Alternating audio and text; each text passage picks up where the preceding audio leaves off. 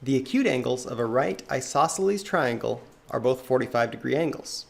Another name for an isosceles right triangle is a 45-degree, 45-degree, 90-degree, or 45-45-90 triangle.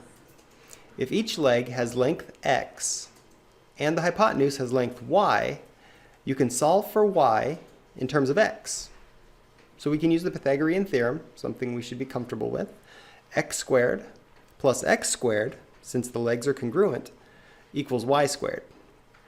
Simplifying, we find 2x squared equals y squared, and applying the positive square root to each side, we find x times the square root of 2 equals y. So remember, x represented the leg length in our 45-45-90 triangle. So the leg length times the square root of 2 will equal the hypotenuse length. You, or we, have just proved the 45-45-90 triangle theorem. Here is the 45-45-90 triangle theorem, called Theorem 8.5. It states, in a 45-45-90 triangle, both legs are congruent, and the length of the hypotenuse is the square root of 2 times the length of a leg. So consider the diagram and the equation below. The hypotenuse equals the square root of 2 times the leg. Problem 1. Finding the length of the hypotenuse.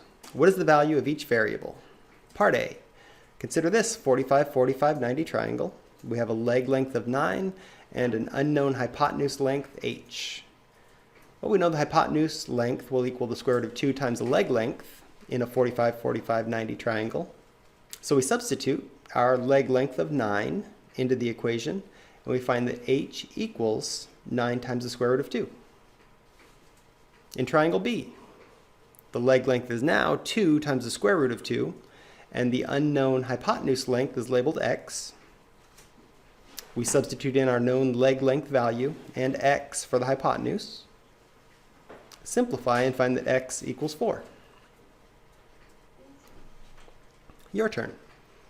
What is the length of the hypotenuse of a 45-45-90 triangle with leg length 5 times the square root of 3?